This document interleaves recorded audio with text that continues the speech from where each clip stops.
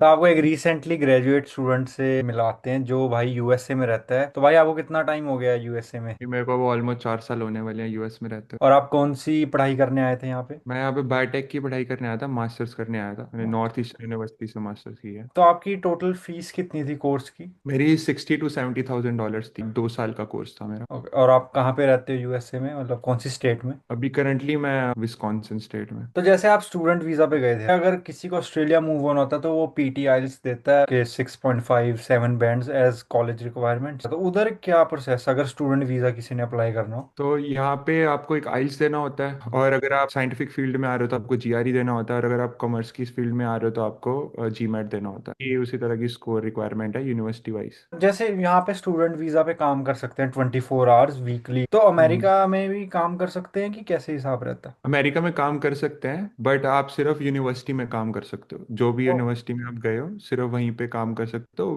That is also 20 hours a week. Let say जैसे cafe में काम कर लिया किसी पिज्ज़ा शॉप पे। नहीं, यहाँ पे यूएसए में अलाउड नहीं है। एज अ स्टूडेंट मतलब वहाँ पे कैसी लाइफ है, रियलिटी क्या अगर लाइफ की देखा जाए? थोड़ी टफ है लाइफ, सेइंग दैट कि आप बाहर काम भी नहीं कर सकते, आप अपनी फीस भी नहीं निकाल सकते। तो अगर आपकी जॉब भी लग जाती है यूनिवर्सिटी में, आप सिर्फ अपने लिविंग एक्सपेंसेस ही निकाल सकते हो। डिफिकल्ट है, बट अगर आप मेहनती हो और आप टैलेंटेड हो तो ऑफ कोर्स आपको उसका फ्रूट जरूर मिलेगा। पर जैसे आप यूनिवर्सिटी में ही काम करते थे राइट, तो आप कौन सी पोजीशन पे काम करते थे? मेरे को मिली थी एज अ टीचिंग असिस्टेंट।